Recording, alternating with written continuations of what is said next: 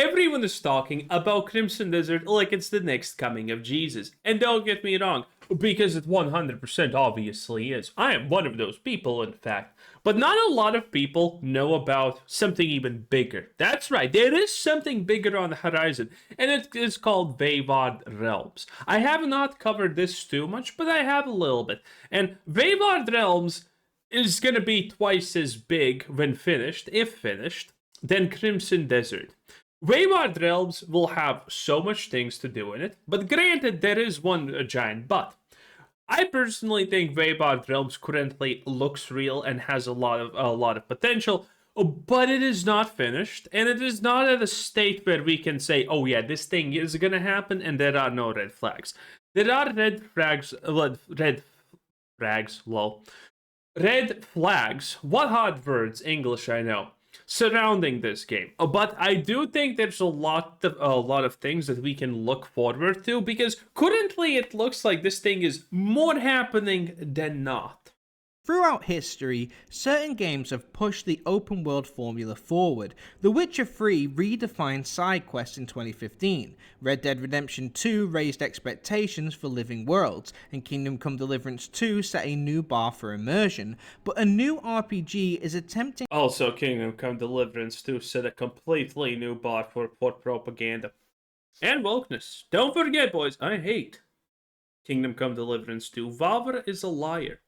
Something even more ambitious, a world so large and reactive that it could redefine what open world games are capable of, something no one has attempted before. It's called The Wayward Realms, an upcoming grand RPG from Once Lost Games, led by Ted Peterson and the late Julian LeFay, the original creators of The Elder Scrolls Arena and Daggerfall. The game promises over 100 islands, millions of NPCs, dynamic politics, and a map reportedly 10,000 times larger than Skyrim's. But unlike most... Yes, it is saying that it's going to accomplish a lot. And I know it's a little bit too big to feel that it's real, but I mean, Crimson Desert is also way bigger, way too big to be real, but here it is. And we have seen a little bit already from the Wayward Realms of actual gameplay. Now, granted, it's way more unpolished and finished, because the game is very much unfinished. But again, Wayward Realms is one of those things that currently not a lot of people know about, but I think Wayward Realms has the biggest chance of actually succeeding and being real, you know? It's not even close to obvious scams like Scam Citizen or Ashes of Creation. Most massive RPGs, the world isn't randomly generated. Every player shares the same map, while their stories unfold differently. After reviewing the latest devlogs and speaking with the developers, I've got a clear picture of what they're building. In this video, we'll break down the world design, quest system, NPC simulation, and whether this could truly be the next evolution of open world RPGs. One quick note before we start, the developers are currently focusing on game systems. And by the way, yes, this is pre-alpha footage. Again, this thing is real. It is already real. But will they finish it? And can they deliver to the absolute tremendous mountain of stuff that they are saying that they will, is the real question. And if they do, well, Crimson, they're going to topple Crimson Desert. Systems, not graphics. As Ted Peterson explains, the art team will improve the visuals later, so don't judge the current look, it's still a work in progress. But let's get into it, and if you're new here, please consider subscribing. So what is the Wayward Realms? Before Bethesda shifted towards handcrafted worlds like Morrowind, Oblivion, and Skyrim under Todd Howard, the first two Elder Scrolls games followed a very different design philosophy. Arena and Daggerfall were enormous, procedurally generated RPGs that aimed to simulate entire living worlds. Daggerfall alone featured over 15,000 towns, 750,000 NPCs, and a map twice the size of the UK, an ambitious feat held back only by 90s tech. Yeah, but the UK is less than 1/4 of the size of Texas. technology. And the Americas can be fit into Texas. After Bethesda restructured, Howard took over and LaFay and Peterson departed. Decades later, they've reunited to create the Wayward Realms, the spiritual successor to Daggerfall, reborn for modern hardware. Now, on the surface, the Wayward Realms will play much like a modern Elder Scrolls game, but on a far larger scale. Its world will be bigger than any RPG before it and will react to everything you do. Imagine the freedom of the Elder Scrolls Skyrim, but in a truly living, ever-changing world. Cities will contain hundreds of thousands. And by the way, yes, if some of you are currently thinking, ever-changing world, how many times have we been promised that in the past 2 decades, and how many failures have there been? Yes, all of them. So, again, this is very early on. Not a lot of people even know about the existence of this thing. But if real, again, this is going to be massive. And currently it seems more real than honestly GTA 6, even at this point. Of citizens, oceans will stretch for miles, and each region will feature its own distinct culture, architecture, and identity. The best way for me to explain things is to break it down section by section. So let's start with the open world. When you hear about a world this large, the first thing that comes to mind is procedural AI. generation. Games like Starfield, No Man's Sky, and Light No Fire generate those. And by the way, I am not against procedurally generated things. I am just against badly done things, like, for example, Starfield. Starfield is so dull and boring and lifeless because the procedural generation does not have even enough ways to be random. It has, like, 5 fucking tile sets for caves. Maybe 7 or 8 if you're lucky. Tile sets for interiors that all look the same anyway. No Man's Sky is so much different, okay? No Man's Sky also has procedural generation, obviously, but it is so much better because everything feels, different. Worlds on the fly. For example, when you land on a planet in Starfield, the game creates the environment using pre-made assets, terrain, dungeons, resources, animals, and caves. The result is different for every player. If you land on the same planet as me, we might see similar elements, but the layout and details will still be randomly generated. Most massive open worlds rely on this approach, but many players didn't connect with Starfield's world the same way they did with Skyrim or The Witcher 3. Why? Because those worlds were handcrafted, packed with intentional design and unique locations. No repeated layouts, no copy-paste dungeons, just carefully built experiences. If you and I both visit the same cave in Skyrim, we'll have the exact same location to explore. This approach lets developers make every area unique and memorable, giving players a sense that their time matters with guaranteed discoveries. Most players assume that you have to choose a smaller map with handcrafted quality or a massive procedurally generated world with repetitive content. The Wayward Realms breaks this rule. The team uses procedural generation to lay out a large-scale blueprint, but that's just the starting point. Unlike most developers who generate a world and then leave it, Once Lost Games builds on top of it, crafting each area by hand. So that means every player starts with the same map. Nothing is random. Let's say there's a large city called Smithtown located on the island of Ijar. It has 1,000 residents, 10 shops, 10 restaurants, and a landmark fountain in the center. If we both play the game, Smithtown will be in the same location, structured the same. Due to this design, it means players will always be rewarded for exploring, as they will never run into the same locations. It's essentially the Skyrim philosophy, just 10,000 times as large. This lets them create deserts, snowy regions, and other areas. Yes, obviously there are weak spots to this because the higher, the bigger the RNG parcel of the map that you take, the more samey it feels in a large area, and that's not necessarily good. But granted, there are also negatives when you cram too much in it. For example, in World of Warcraft, there are literally some dungeons that change the fucking scenery 5 times completely different color palettes, and it's like, my god, I just want a fucking cave. I just want a cave. Why can't this place be just a simple cave with mud on the floor and stone on the walls? Why is this dungeon 5 different color palettes, 15 different architectures and bullshit? I just want a simple cave. Okay, there are also situations like that. Areas with dungeons and towns that fit the environment. The map is handcrafted using procedural generation as a tool, not the final product. Major cities act as hubs with towns, dungeons, and points of interest arranged around them. This keeps exploration focused and rewarding. Fast travel to a city and nearby locations are naturally discoverable. Unlike the empty feel of a game like Starfield, the world will feel alive, giving a Skyrim-style experience, just on a scale that we've never seen before. So, how big is this world? Well, this is the island of Ijar, and it's 4 times the size of Manhattan and New York. Let's zoom out.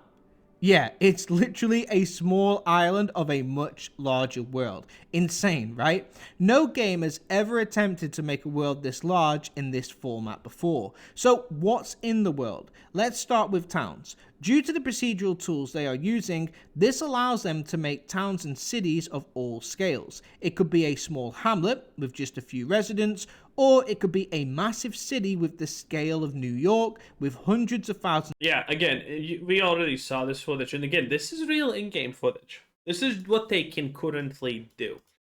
Now, granted, no one wants a city of this absolute massive proportion, because it is really fucking big. Where you need to spend 10 minutes running from one side of it to the other without anything really to do in it. So scale is fun, but scale has its own problems. Well, you're playing a fantasy game. You don't want to fucking take the fucking bus around the city because it's too large to explore. You're playing a game at the end of the day, right? So scale can be a problem. Of citizens, could be seaside towns, landmark capitals. There is such a variety of places to visit, and each building is enterable with no loading screens. Alongside this, there will be dungeons, points of interest, and other locations to find. Okay, so what about the NPCs? Are they going to be like they were in Starfield, nameless and randomly generated? No. Every single NPC will have a name and set skills. Depending on what their strengths are, that will determine what life they live. Oh Jesus, this male who is 157 centimeters tall is not gonna live a good life. That much I can tell you right now. Oof. This female is way stronger than him. Oof. A person with high intelligence could be an architect. A person with high perception could be a hunter. Each NPC Day job of woodmonger. Yeah, that seems. I have no idea what that is, but that seems about right. will have a name, a job, something unique to say, and have a day and night schedule. Serious, decisive, confident, aware. Well, you better be aware when you're a midget. They will wake up, go to work, go home. No. Show me the other thing. Personality. We're raised in a frantic household or secretly mature. Jesus Christ. And night schedule. They will wake up, go to work, go home, and live real lives. This means that every NPC will have something unique to say that matches their designated life. Each time you speak to them, they will say something different, meaning that NPCs won't repeat phrases over and over again, based off of their personality. That being said, NPCs will remember the player, and if you speak to them often, you'll build rapport, which can lead to side quests that involve those certain NPCs. Like you might receive a letter that your friend Bob, who you often visited, has been kidnapped. The game will contain over... I mean, rip Bob, I never liked you to begin with, honestly. 1 million unique NPCs, and they will live their lives whilst you play. So the world doesn't stop in the West while you're in the East. Somehow the studio has made it so that the game can process all of this, so that millions of NPCs will be living their lives, doing things even when you're not around. The world goes on. It's literally a living, breathing world. but it gets crazier. Rumors, beliefs, and actions will spread throughout populations. The game will automatically have multiple races, religions, and political structures that are written into the game's world, so all of us start with an identical structure. But let's say on your playthrough, you go and kill a political leader of a certain group, and that weakens them. Rumors would spread throughout the land as NPCs interact with each other. Literally, NPCs will react to your actions and pass on gossip based on where they interact. Let's say another group hear about this assassination, and they want to assume power now that the leader's gone. They may gather a group of soldiers and go and attack that town now that it's weakened. You may visit the town and it's now burned to the ground, or it sports new colours, or it's been renovated. Yeah, again, as you can see, there is a lot here. That the potential could be massive. Innovated as a result. Meanwhile, on my playthrough, either nothing has happened in this same town or something completely different. This has never been done on this scale before, and rumors spread in distance. But it's not just world events. People talk about you. Let's say you commit major crimes in one town. By the time you get to the next town, a citizen from the first town may have told them, and now they're more wary around you, or they speak down to you. Natural disasters such as a wildfire can change a biome. So although the world is the same for us all at the start, how it evolves over time will be different for everyone. It's like one giant simulation that you can interact with. The NPCs use large language models that reflect how they speak and what they say. The team have been feeding this machine all the... Now, this is a problem, because when you have a large language scale model, you're gonna notice that every dialogue is the same at some point. It doesn't matter how close to 80 IQ you get, you're still gonna notice at some point. It's an inevitability that, well, you just kind of have to deal with, honestly, at some point. And that is the biggest problem with this. We cannot create unique characters with large scale language models because they're shit. Because AI is incapable. So, maybe the solution to this is have, like, you know, multiple large language scale models for different regions of the world that have different cultures and stuff like that. That could be a good way to bypass it. But if you're gonna just slap one of these on the whole world, it's gonna fail. It is gonna fail. Game's lore, backstories, factions, and everything else so it can learn what to say. This results in every NPC having something unique to say in a certain tone that not only matches their personality, but also their background, history, and geographical location. So a peasant located in a small farm village might not have the best vocabulary, whereas a... Yeah, but who the fuck is gonna talk with a peasant? City slicker royal will speak more posh. If you ask a country dweller what is around, they might not know as they've never left home, whereas an adventurer might offer more insight. But these NPCs all live on without the player, speak to each other, and share knowledge. So the world is constantly changing. And then we have the quest design, which will feature two elements. First of all, there will be handcrafted storylines for the player to take part in, as well as faction quest lines, all pre-written. But then we have the Radiant side quests, which are randomly generated but on a whole other level. Let's say you meet a merchant, and he says he's left a case of valuable rum on his wagon in the forest. He had to flee due to being attacked by wolves, and he'll ask you to go get the rum. The game will generate the cart, the rum, the wolves, and other items on a certain spot on the map so that the quest can exist. But it goes deeper.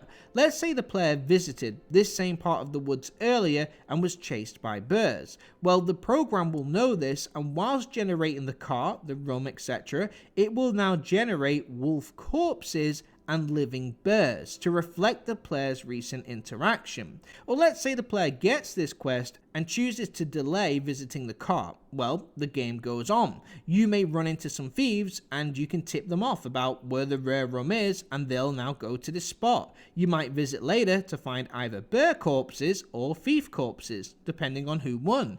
But also, that merchant who gave you the quest, he still exists. Just because you got the quest from him doesn't mean he disappears, or that his problem is solved. He continues to exist within the world, and other people may walk by him and he'll ask them to retrieve the rum. So you may go back to that spot where the cart is and now find 30 other people who are fighting with you to get the same reward. So although it appears a... Yes, this is kind of the dream, but I mean, this is kind of hard, to pull off.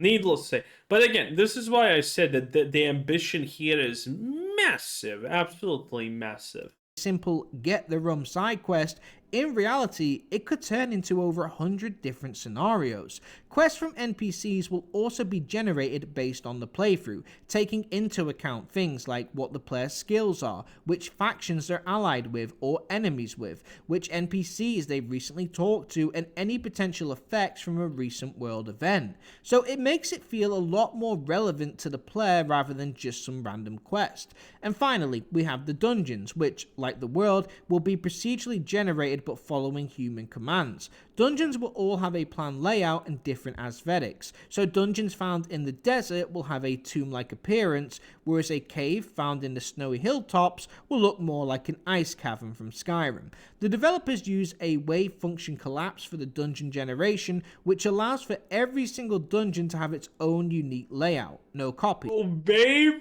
function collapse for Jesus fucking Christ. That is the most unnecessarily fancy way of just saying what has already been said. Hey, ice biomes have a certain amount of dungeons that can be generated. Hey, deserts have a certain amount of biomes that can be generated, and those biomes have a certain amount of dungeons that can be generated into. Jesus Christ. Wave function collapse. My God. My God.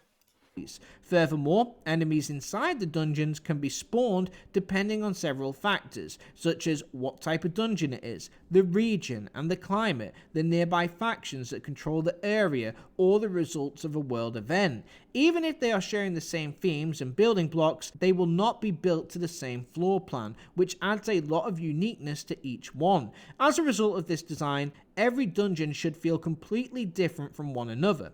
Unlike games like Starfield, which recycle dungeons, or Skyrim, which repeats the same quests, the Wayward Realms promises a truly unique experience every time. You'll never feel like you're doing the same thing twice. Now, granted, this is impossible. This is one of the things they say, but this is flat out impossible. The Wayward Realms will not offer unique experiences every single time. Some things are gonna repeat.